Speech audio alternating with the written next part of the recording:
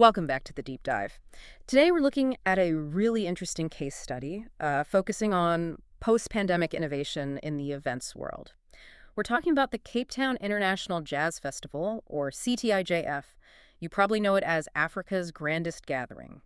Now, its 21st edition in 2024 faced this huge challenge. After all the disruption, they couldn't just, flip a switch back on. They really had to reinvent the whole experience for tens of thousands of fans. They call them festinos, both local and international folks, and all while keeping that world-class reputation intact. Exactly. It needed a bold strategy, a real leap forward. So what was this leap?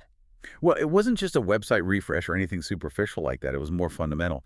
CTIJF partnered up with n-gage.io. The idea was to digitally transform pretty much every touch point, before the event, during, and even afterwards. Okay. The aim was to shift from just managing an event to what the industry is starting to call attraction management. Attraction management. Okay, that sounds sophisticated, like more than just keeping people happy. What's that really mean in practice? Yeah, it's about thinking of the event less like a two-day thing and more like a continuous relationship with your customer, with the festino. It means using tech to gather detailed behavioral insights, what people are actually doing, in real time. So the big objective here, and what we're diving into today, was creating this year-round engagement channel, which then helps plan future shows, keeps sponsors happy, and really boosts the ROI.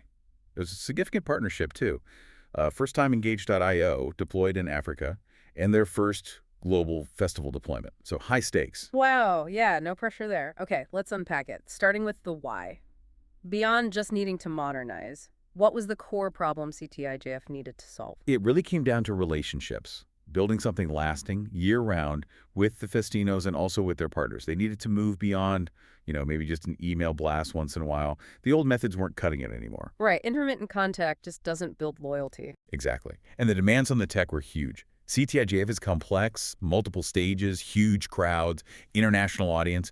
The platform had to be super flexible, adaptable in real time, think schedule changes on the fly. Oh, yeah. All the time.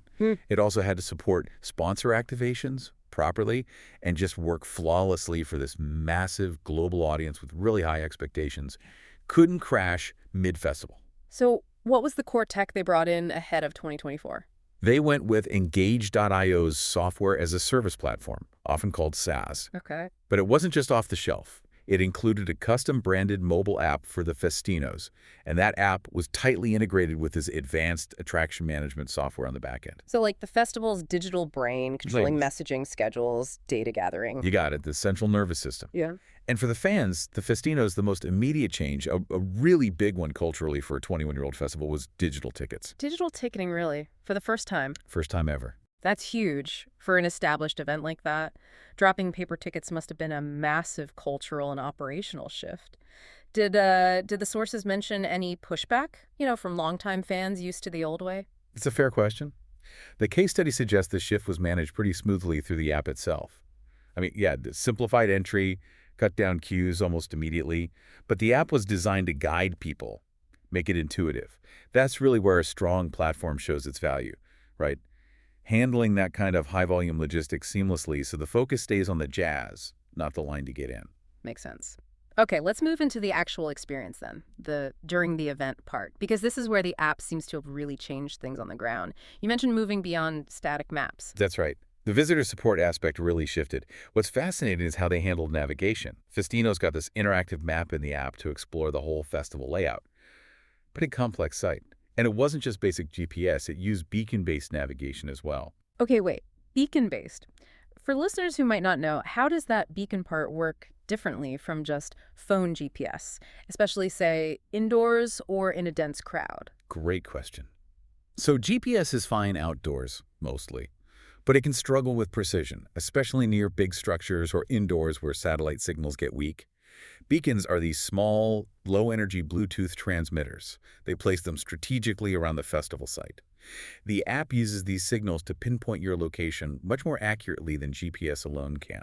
Hyperlocal, you could say. Oh, okay. It's essential for managing crowd flow, guiding people smoothly between, I think it was 5 stages, plus food areas, restrooms, all that. Really cuts down confusion. And that precision feeds right into personalization, doesn't it? Which connects back to that attraction management idea. Absolutely. Guests weren't just handed a one-size-fits-all schedule. They could use the app to browse artists, maybe by genre or time slot or which stage they were on, and then build their own custom plan, their own itinerary for the festival. That makes a huge festival feel much more personal, manageable, Yeah. tailored. Exactly. And behind all this was a really robust communication system. Yeah. You had integrated content artist bios, videos, sample tracks, which helped build buzz even before the event. Right. But on-site, the real game changer was the speed and scale of the real-time alerts. I can only imagine trying to update schedules across 5 stages using signs or communicate capacity issues. Nightmare. Total nightmare. But with the app, they could do it instantly, personally even, and commercially too. The numbers are pretty staggering. The sources mentioned 54,000 push notifications sent just over the main festival weekend. 54,000. Wow. And these weren't just spam. They were targeted reminders for upcoming sets people had favorited, critical updates like gate changes, maybe even special offers from sponsors. It just meant festinos were always in the loop, didn't miss out. Okay, let's pivot to the money side, the commercial value, because ultimately that's why organizations invest in tech like this. How did this platform deliver actual measurable ROI to sponsors? That's always been a tough nut to crack at big live events, right? Getting real data. Absolutely. And this is where location data, combined with the app, really changed the game for sponsors. Historically, sponsorship was a bit fuzzy. You put up a banner, maybe had a booth, and hoped people noticed. CTIJF could offer them hard metrics. Sponsors used the platform's trigger system, specifically those beacon-triggered engagement zones we talked about. Okay, walk me through an example. How would that work for, say, a drink sponsor? Right. So imagine a big beverage sponsor sets up a cool lounge area. When a festino with the app active on their phone walks near that zone, the beacon detects them, boom, they might get a notification. Something like, hey, swing by the Sponsor X lounge in the next 15 minutes for a discount and a chance to win backstage passes. Instant targeted promotion. Exactly. And crucially, the platform tracked it all.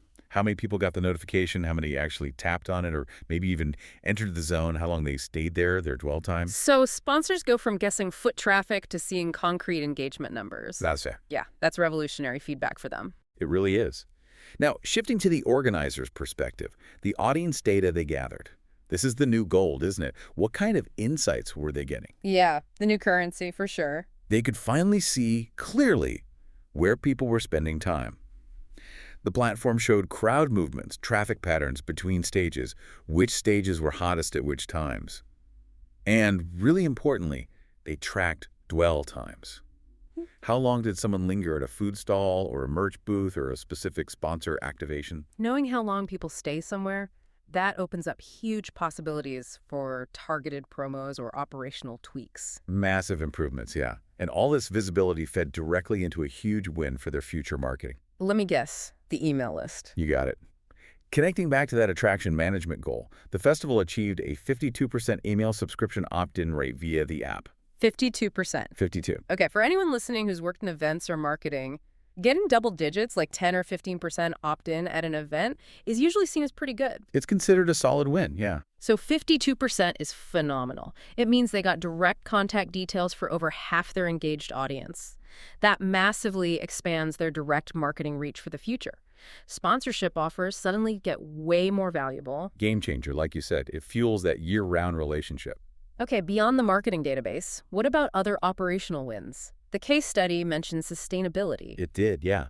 A significant reduction in paper and printing. Think about all the schedules, maps, artist info booklets. Tons of paper, usually outdated by day 2. Exactly. Making it all digital in the app meant easy, instant updates, and it aligned perfectly with sustainability goals. A greener festival, just by ditching paper logistics. And the data obviously helps plan better for the future, right? Less guesswork. Definitely. That detailed data on stage popularity, crowd flow, how people responded to messages, it lets organizers move from hunches to data-driven decisions. They can fine-tune the site layout next year, adjust schedules based on real demand, program artists more strategically. It informs everything for the next cycle. And thinking about that cycle, that year-round goal, did the app switch off after the festival ended? No, and that's key to the whole attraction management philosophy. The app stayed live. It continued working as a communication channel after the 2024 event, building loyalty, keeping festinos engaged, building anticipation for 2025. Our sources confirmed it was used right through the lead up to 2025, and there are plans to keep using it for 2026 and beyond. So it's not just an event guide, it's becoming a continuous CTIJF portal. Precisely, moving from a two-day event to an always-on brand experience. So if we wrap this up, the organizers themselves, according to the case study, felt the platform let them deliver amazing content and interact with fans in a truly personalized way, all powered by these next-level data insights.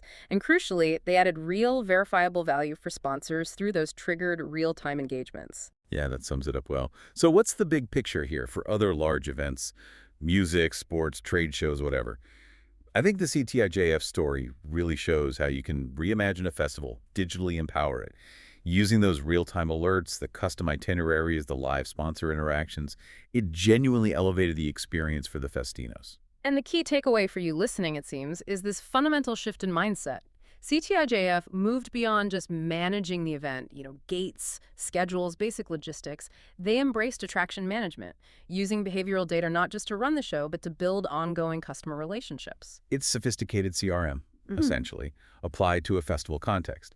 It proves that maybe the most valuable asset isn't just the 2 days the music plays. It might actually be the data you collect and the loyalty you build during the other 363 days of the year. It's a brilliant point. The value extends far beyond the event weekend itself. So building on that and considering that incredible 52% opt-in rate, here's a final thought for you to chew on. What's the untapped potential for festivals and large events to use these digital tools? Not just for tickets and schedules during the event, but to actively cultivate real fan loyalty and maybe even generate new revenue streams during those many months between the big weekends.